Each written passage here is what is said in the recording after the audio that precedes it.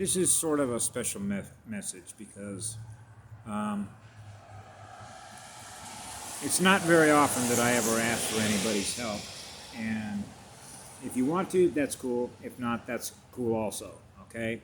I should have been dead 14 times. Yeah, 14 times since I came into this place. And you know how it is navigating through an energy field is trying to destroy you. Okay, so you got to be a real spiritual warrior to get through this, and I got through it. Okay, because this planet's been liberated. Having said that, you don't die down here. Okay, so I realized choose your exit. So that exit was Kauai, but I'm a drummer, so my left arm right here is in dire straits, and that sort of happened as a result of actually my own mistake. I slipped on some water, went airborne, and as a result of that, came down on my left arm, busted in two. It was a displaced fracture, which means it wasn't compound. Snapped it like a twig. An orthopedic surgeon went in, put some hardware in right on my elbow. But unfortunately, what happened is that he put the incision in a place right on the joint. And so when they wanted to pull the staples out, even though my cell and body was saying, don't take the staples out yet, I should have listened to my body. But instead, because I trust their judgment, because they're supposed to be medical professionals, remember, what I do to you, you do to me. And in my universe, we already know what the result is going to be of anything that we do, which is going to be what love is, right? And that was always the greatest challenge for me, that I've got to trust you. Otherwise, I'm not living in the universe that I live in where these things don't happen. That's why when I was a child growing up, I'm not supposed to be experiencing this, okay? It's like an illusion. Delete everything that represents what they are that isn't what I am upon exit, right? And of course, I'm deleting libraries and kicking shit out all the time, and God heals me all the time. Those are like memory wipes, right? So to make a long story short, they pulled the staples out, and I thought I got the wound to close completely on a couple of occasions on my own because of what I know about energy medicine, and then be done with it. But it's been quite a chore because of the places that I go into, because of so much acid waste production as a result of trying to clear dark energy out of places, if you will. And plus the reason that I do and go to the places that I do for all the reasons that I do things that you all know after watching all my videos, for those that have. So anyway, what ended up happening was when the COVID thing went down, I was over on the island of Oahu when it first got infected, and they pumped me full of bugs, okay, and said, yeah, it needs to be fixed. And so after the infection cleared up, I jumped on an airplane when they said they were going to lock the island down, because you're not going to lock a free spirit down. So I jumped on an airplane, came to the mainland, went to Reno, Nevada, because I used to work there. And when I got there, I decided to hang out with the homeless people, went into those places, right, and stayed there for quite a while. And then it kept sort of opening up and then closing, opening up, scab, and that kind of stuff. And then finally, I had a doctor look at it in Reno. He said, listen, you need to get to an orthopedic surgeon. So I went to an orthopedic surgeon. I take that back. I called an orthopedic surgeon. It was just like chasing my tail, okay? I could not get an appointment to get in there. I went round and round and round and round and round.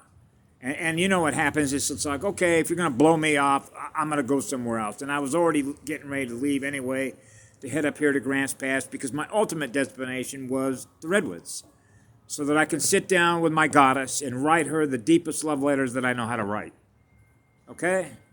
So I give her all my love and gratitude for everything that she gave me while I was here. Okay? That's why I'm in Grants Pass, because I was headed there next. But when I got here to Grants Pass, guess what happened? It got infected again. So I went to UNSANITY, which is the hospital here in Grants Pass. They took a look at it with LNPs. They didn't have any MDs in there to look at it. But they pumped me full of bugs, gave me some sulfa drugs and Cephalex. See a surgeon. So I went to UNSANITY orthopedic surgeons. And then I was seen by a surgeon, and he took a look at it, and he said, yeah, I'm going to have to pull the hardware out, put some new hardware in it. And he said, it may not be able to completely close, like the first one, right? And if that happens, then we'll have to go in with a skin graft, and, there's always a risk of infection. Yeah, I get that. I've had enough operations on me. Some pretty major ones, actually. But I wasn't real confident with this guy because, you know how you can read energy and skill levels in a guy? And so I thought, I'm not that comfortable with this guy, but if he could do this, let's do it.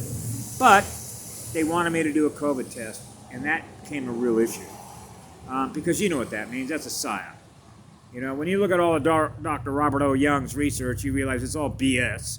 Okay, so this was just another reason to force vaccinate somebody to get an operating system in you, when which somebody else has the keys to you, your DNA, right? And you're locked out. So how can you ascend that way, right? So, you know the kind of stuff that demons do, you know, Frankenstein science, because that's what they do. They don't use love to create what it is that they experience, that they share with others for the benefit of everybody so a civilization thrives. They don't know how to do that. Everything that they build will collapse on itself. Okay, because they don't see the future result in the mirror, or down their timeline, if you will, of what it is they're doing with their energy. That's the first thing I noticed when I was a child. And that's what happens when you have that much light, which is that much love, which is infinite light, which is infinite unconditional love, that you give in love and service to others. Right? So you're always running fast with a lot of fire, boy, and that's how you fight these wars. Everybody knows that, right? So we made it. And that's the biggest thing in my heart, that we made it. We did it. Okay? That's why we came in here. A line was drawn in the sand.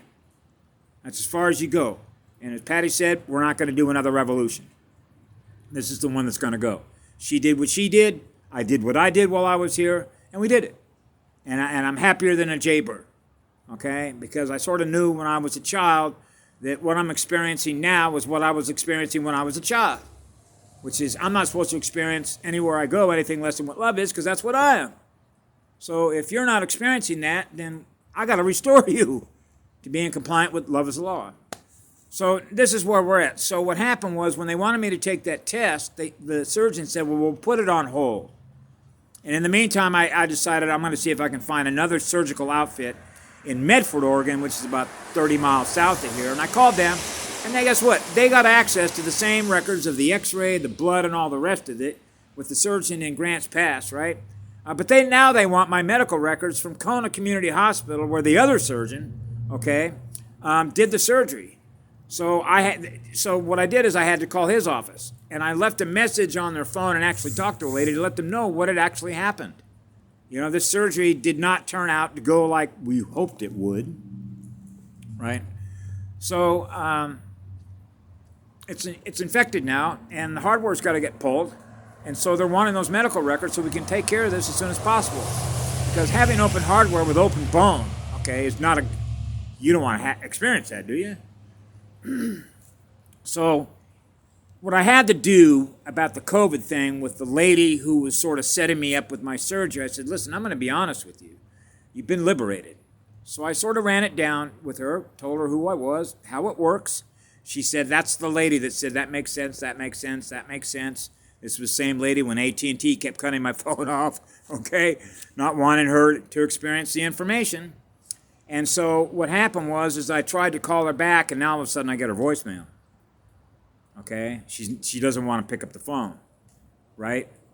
So I was just like, okay, I get it. She must have been talking to somebody else, and whoever that somebody else is, maybe they said, man, we don't want to have anything to do with this guy, okay? Because, my God, if we're talking about we're participating in a PSYOP that could be a war crime related to human rights abuse based on that vaccine that's going to do that, you can imagine that people that are already programmed that aren't awake hear that from that lady who's supposed to be setting me up for the surgery.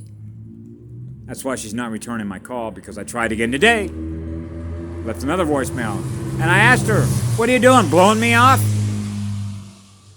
They're blowing me off, aren't they? And this is what's really ironic about this, is they don't realize how much we love them, okay? And why we do what we do.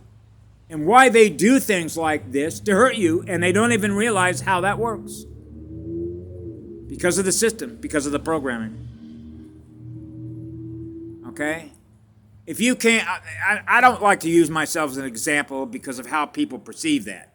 But I'm a medic. If I find out there's something wrong with you, okay, Indians will come to your aid, okay, no matter what it is.